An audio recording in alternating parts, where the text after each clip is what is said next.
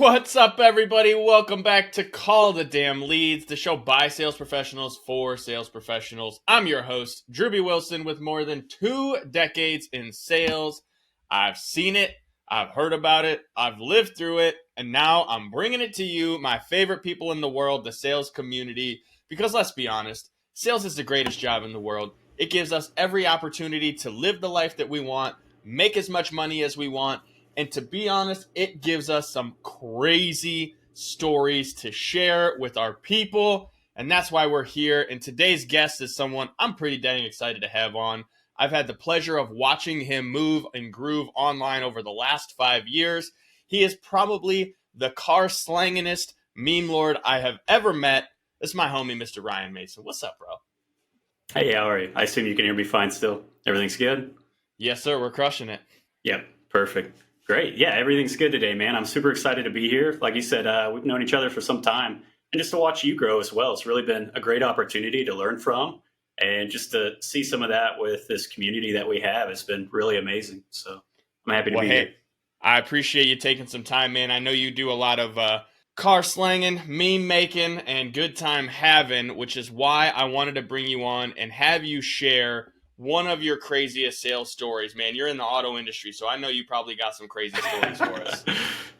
Some of it really isn't so much with the people that you see, right? You see enough people, there's just some wild people out there. And I think it's one of those things, math by numbers. If you get in front of enough people, there's going to be some crazy people that come through. You know, with the dealership stuff, you also see other dealers and other salesmen, some of the crazy things that they'll do. And it should really be no secret to the sales industry that there is some drug habits that maybe are involved from time to time. And before I got to the dealership, actually, this is who I replaced when I was hired. So it's a funny start. He was somebody who had taken one of our vehicles. They were, he was borrowing it from the dealership and was out on a bender. And they found him, the police found him actually on the side of the road one day. So, in the dealer car. So that's an exciting story. Not really involved with me on that one. One of my favorite with some of the people that I had experienced before, I had some people come in and I assumed somebody had dropped them off, but I didn't know that to be true. Turns out they just walked in off the street. They had asked to test drive a car, kind of went through the process, took their ID. And it's one of those things where we actually have a pretty small dealership. So normally it's me, one other salesman, and the owner.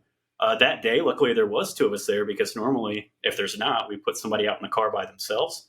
On this occasion, I was available. So I went on the test drive with them. We get 20 minutes down the road and not really talking too much. You just kind of, sitting in the back seat, kind of taking it all in. And I just asked the question. I said, hey, where are we going in this test drive? Like, we don't have a set route. It's all good. I'm not going to try to sway somebody down. And they said, well, actually, we just need to get to X town over. And they were trying to drive this car about an hour away. And I guess we're just expecting me to chauffeur them back. And so I had to break the news to them. I said, hey, I'm not going to be able to do that. I can get you back to the dealership. And they said, well, we're just going to get dropped off right here and you can take it back. So they got out of the car and back to the dealership I went. Kind of the audacity of some people, That reminds me of the meme where it's like, it's like, hey man, look out for this dude. He came over to look at my washer and dryer, washed his clothes, and then left. Didn't even pay for it. Like, Yeah. I can't imagine though, like sitting in the back seat for 20 minutes and just cruising along and being like, where the hell are we going? Like, what are we doing here? Yeah, we're talking about it a little bit, and then it kind of, got quiet after the first 5-10 minutes. There's really no questions, and then it's, what's going on, man? Like, you're sitting there for a couple minutes. It's like, do I say something? Is this really happening? It's like, am I being kidnapped right now? Are they taking me off into the woods? Don't know. A little sus. That's a little sus, bro. For sure. But one of the things that I've talked to some guys in the auto industry, and like, again, I've heard some crazy stories. I've heard about some crazy, the drug addictions and the things that go on. I mean, dude, the number of stories that I've had already on this show about like, well, we had this guy came in, fucking just totally conked out, and wouldn't you know, he's face first in the keyboard, drooling on himself. And you're just like, what is wrong with people? Well, sales brings all types, and when you come from those backgrounds, man, sometimes it be like that. But one of the things I love about you, and as I mentioned earlier, man, you are a fellow meme lord. You do incredible things with memes. And I also know that you make a lot of sales through the memes that you create and that you share. So tell me a little bit about your journey with memes. Like, how did you start using them? What was it that kind of like set you apart? And like, to share that with us, man. I guess the back end of that is really I come from a nerdy background, right? So I consider myself a closet nerd. When you look at me, it's not something you're probably going to see all the time. But as you start to talk to people and I start to talk to you, eventually it's going to be revealed. And yeah, so just starting out in the sales journey, I started from a good experience knowing cars. My dad runs a mechanic shop and he's done that for some time. So I had that background getting in. The first year in car sales, I sold 126 cars. And by all means, that is the national average, probably. The average person selling 10 to 12 a month, you do the math, it's about 130. So you come from a position where when you're thinking about selling, there's two parts, right? You have people coming in and being able to close that sale and having a closing ratio. And I think that's a lot of focus for a lot of people. And that's what I see it from a lot of dealerships. But something a lot of people don't focus on that I think needs to is how many people can you get in front of? And if your closing ratio is only 10%, but you get in front of 200 people, you could be the best closer in the world. And if you close 70, 80% and you're getting in front of 15 people, 50 people, who's going to have the better ratio? And so that's where the sales meme process kind of came in. I started learning a lot about organic and paid marketing, and I used those memes to do both, right? In my follow-up right now, things that I have is if somebody starts to ghost me, I have an automatic process that comes through, right? If we get a lead, it goes into a drip. They get a text, email, and a voicemail within 5 minutes of submitting a lead through cars.com, Carfax, wherever it comes. So I'm touching them. If they're looking at 5 other cars or whatever, at least now they've got this conversation. So I get that started. And if they start to ghost me or something like that, I think you use the same thing where you've got the guy standing around that meme, says, hey, where are you? And then I've got one meme. If they ghost me for 5 days, I never see them again. I go ahead and send them this meme. It automatically does it, right? It's in the system. One of the two, but it pops up and it says, it's just a picture of somebody holding the phone. It says, hey, are you okay? I'm about to call 911. I didn't know if everything's all right. I haven't heard from you in some time. And just goes into a little pitch about, whatever they're looking at. So that's always good. But yeah, I started off using them before that to get business, right? When I started running Facebook ads, Instagram ads, stuff like that. Memes were a great way to break the cycle of somebody's scroll, right? They're scrolling through Facebook. They see all kinds of stuff every day. You're stopping that scroll. You're engaging them a little bit with a meme and humor. And then they're clicking on it. Well, what's this guy talking about? So instead of just saying, hey, buy my stuff, you're entertaining them and then drawing them in to sell them something. And that was kind of where the meme process started. And then over time, that just grew into videos and more stuff like that. So. And you said something that I want to touch on because I think it's really powerful in that you had mentioned you're a little bit nerdy. Right, you kind of like some nerdy things. I know you have an awesome video game computer behind you. I can see you got the dope keyboard, the nice chair. Like you're pro gamer mode. And that one's okay. You should see the one I'm standing in front of. I imagine that one's even better, right? And I know you're into 3D printing. You have a drone. You do some different camera work. I've seen the car that you built. You're a very, very unique individual. And build some of these guys, dude. That's rad. That thing's so rad. I don't have any drones, but you just under 100 miles an hour. So, Jesus, criminy. See, a little bit of a nerd, no big deal. It's fine. But the reason I bring that up is I believe that your authenticity, the way that you're just like, hey man, this is me, this is who I am, this is how I roll. The content that you put out there, everything that you do is very authentically you. And I believe that drives a lot of quality business your way. Which is where you found that you kind of touched on this, like in sales, hey man, I can either try to close every single person that comes through the door, which honestly becomes a grind and is not fun because now you're literally selling people things they don't want just to get a sale. Or if they're not a good fit, they're not a good fit. If they're not a good fit, they're not a good fit, man. That is one of the best things I've heard on this show ever because it's so true. And yet the other side of that, as you said, is like, hey, if I can learn how to get in front of more people, you'll make more sales just as a rule of thumb. And I think that in sales, the marketing side of it gets so overlooked by people that get used to being spoon-fed, like ups in a dealership, or it's like, oh man, I get 26 leads a day from the company. You don't have the same sort of mentality of like, when you're generating your own deals, you're writing your own paycheck. Because now if you happen to change industries or go to another location, it's not about rebuilding your pipeline. It's just about letting people know, yo, I'm over here now. Come fuck with me. Let's ride.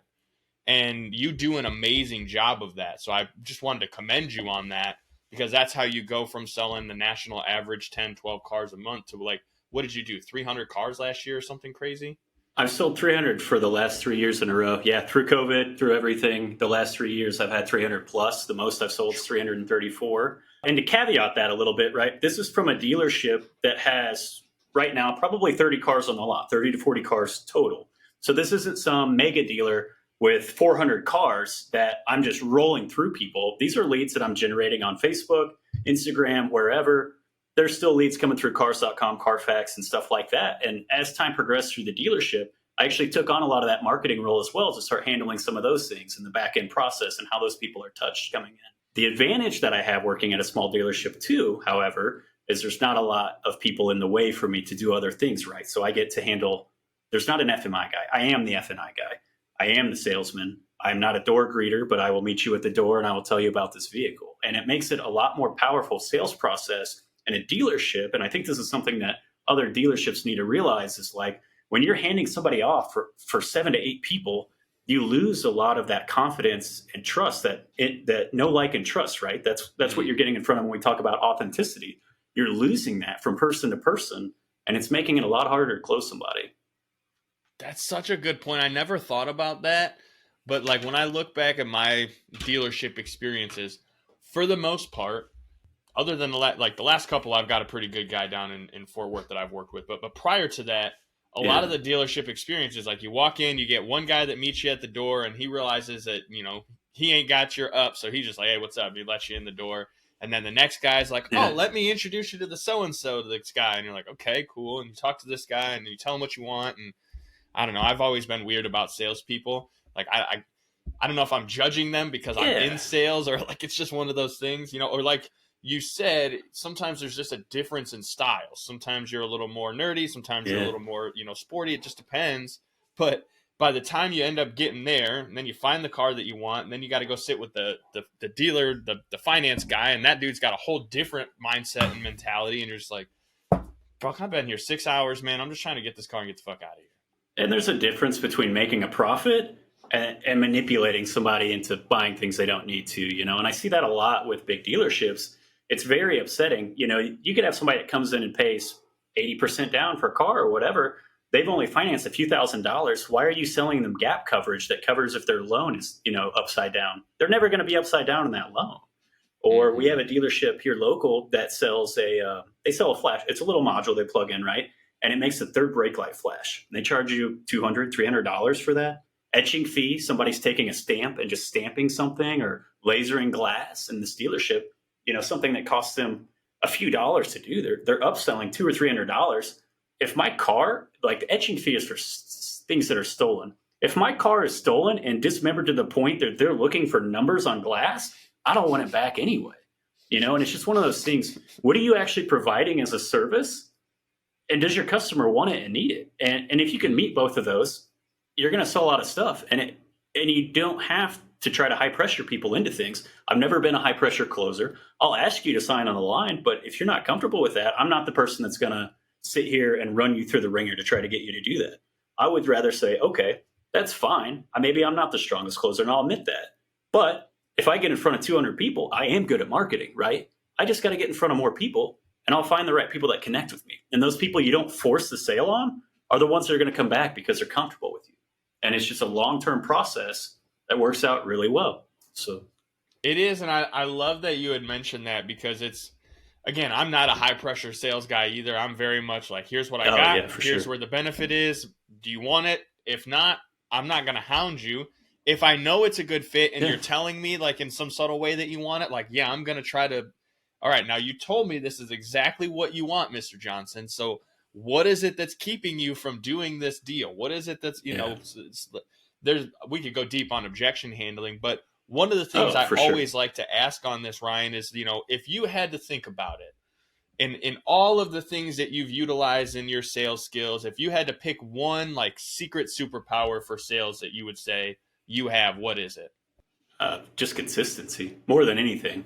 I think there's a lot of inconsistency with everything, messaging, follow-up process, right? If you just build, and we were talking about this a little bit before as well, systems in place. If you have systems in place and you follow them, it doesn't matter, how things turn out on one deal. As long as you're consistently doing everything and you're doing it right, by large numbers, that's going to work. And I think a lot of it for a lot of people is just giving up after one or two tries. And so like consistency and follow-up, we talk about how I have an automated setup to follow for people for 5 weeks before I put them on a slow drip, to where maybe it's every 2 weeks instead. It's just getting in front of people and being consistent and making sure that you're known, liked, and trust. It's that easy. Have you ever experienced a situation where you had handed a deal off to somebody and you literally watched as they didn't follow the process, and then you came back just a little while later and walked in and just basically like closed that deal in one conversation, and they got mad and they're like, well, what the fuck, man? Why'd you? It's like, you didn't do the thing. You didn't call the damn leads, sir. I can look right here. They just walked in and bought. What do you mean? Yeah. We've talked about a little bit of how I'm transitioning from auto sales into this marketing and CRM stuff. And there's a lot of that, right, where you're used to generating these leads and you know that the process is being followed on the back end because you're the one doing it. Well, if you're handing that stuff off, they're like, oh, these leads suck. I've seen shitty leads. I know what they look like. And these, how you're collecting leads changes, right? I know that how these are coming in are not that, right? How you're speaking to a customer ahead of time, building your client avatar. I'm not delivering you somebody that's looking for a handout. I'm looking, they're looking for value, not a commodity. Yeah, it's just if you don't have that process in place, and if somebody's calling them one time or shooting them a text or just hoping them they're going to walk through the door tomorrow, it's not going to pay off all the time. And how much are you leaving on the table by that first phone call not being answered and not even leaving a voicemail, When I started Call the Damn Leads originally, and if you guys are hearing this and haven't already, go back and listen to the first episode, the origin story. That's literally how this company started. I had a marketing company when I first got into phone sites. I got a couple clients, fucking real estate agents. If you're listening and you're in real estate, like, I love you, but some of you guys are idiots. Just being honest. Not you specifically that's hearing this, but the other guys that are idiots. You know who I'm talking about. Yeah, they're not an idiot. They're here looking for value. So yeah, they're here, so they're not dumb. They're smart. They're here. Good work, y'all. But I'll never forget. I had a guy hire me. He had, he was trying to get buyer leads and some listings, and he had one condo that he wanted to list. So we put up this condo, we got it running, we got 100 leads in 1 month. And I reached out to him and was like, hey man, what's the deal? How's it going? It's like, oh, these leads suck, man. Like, I think I'm going to need a refund. Like, I'm spending all this money to market this property that hasn't sold and blah, blah, blah. And I'm going, well, that don't sound right. I'm looking at 100 leads. He's like, yeah, they all suck, man. Nobody was interested. I was like, really? So I picked up the phone. I started calling him. Wouldn't you know it? Yeah. Hey man, when can I come see that place? What's the deal? Is it still for sale? Like, can I send it? Where do I send a contract? Like, I'll buy it as is. I don't even need to come see it. I'm like, got it. Send it here. Figure out where the disconnect was. Yeah. So I pick up the phone and I call the guy. I'm like, hey man, I'm gonna just be honest with you. I sent you an email just now. There's 3 people that want to come see the house, and there's 2 people that sent signed contracts. Call the goddamn leads. Here's your refund. Don't ever bother me again. Yeah. Insanity. Call the leads. And at some point too, you get to a point where it's what is your time worth and who is the correct client for you. And those people that are not willing to put in the work, or at least take personal responsibility at some point, probably are not the ideal client, and you can sell those people and make money, but at the cost of your own stress and at the cost of your own time. And how much time are those people consuming on the back end where you're like, okay, maybe something is wrong and you're looking through it, and maybe it is. Maybe I did mess something up. I don't know. But it's just burning a lot of time for no reason. I always talk about this, man. Time is our most valuable asset. There is no question about it. You can't buy it, can't win it, can't get it in a poker tournament. You don't get it. You can't 3D print that shit, as cool as it would be. But Ryan, I want to thank you for taking time out of your day to be here. I know you were telling me like your 1 day off that you take a week, and yet you were still here pouring some value, sharing some stories with us, man. So I truly appreciate that. If the listener got some value out of this, they want to come check out some of the cool drone shots that you're doing, or some of the 3D printing stuff, or just getting some of the value out of the content that you post, what's the best way for them to find you on social media? Yeah, social media, easiest way to find me is on Facebook's going to be the easiest. It's Ryan Mason, RyanMason. It's ITS. So it's Ryan Mason on Facebook. If you want to see some of my drone work, all you got to do is hit the World Wide Web and type in getdronephotos.com. Nice little landing page that's going to pop up there for you to check out some of my portfolio. So that'll be fun for you. Heck yeah, that is awesome, Ryan. I appreciate that. And before we get out of here, I always like to ask, because sales is the only industry that you can literally come from any background, any personality type, any religion, any race, doesn't matter. Sales will give you an opportunity, and there's new people entering this industry every day. My hope is that that new individual is here listening to us right now, and I would want to know if you can give that person one piece of advice on how to go on and be successful in this business, what would it be? Yeah, learn a lot about your product, become an authority in your marketplace, right? Learn a lot, know what you're doing, and then just be authentic about it, right? If you don't know something, tell somebody you don't know. Just be authentic. They'll like you. You're a likable person, right? You're here, you're learning. If you're in a position where you're willing to learn and be better, they're going to like you for that. So just be authentic, keep showing up, and you're going to eventually make it work. Be authentic, keep showing up, and do the damn work. Brother, this has been a fantastic episode. As always, man, I truly appreciate your time and getting a chance to chat with you. Meme Lord to Meme Lord, I love seeing you crush it, man, so I'm proud of you. I'm excited for your journey and all things coming for you in the new year. And more than anything, if you guys hear this and you got some value, share it with your friends, share it with your fellow sales professionals, put it on social media, tag us at Call the Damn Leads. Let us know you got something out of this, because that's what it's all about. We wouldn't take time out of our day to be here to share this with you if we didn't think it was going to be fun, we didn't think it was going to be entertaining, and we didn't think that you would get some sort of value out of the conversation. So if you liked it, share it. If you've got some crazy stories, again, sales has got an industry where you can literally go through and have all kind of stuff happen. If you've got a story, I want to share it on the show. Go to callthedamnleads.com/podcast. Send me your information. Let me know what your story's about. We'll get you here. We'll get it out there, because, again, it's the greatest industry in the world. Any background, any personality, you can literally write your own check and create your own life if you do the work, if you're authentic, and if you stay consistent, like my friend Ryan Mason. So, Ryan, thank you, brother. I appreciate you.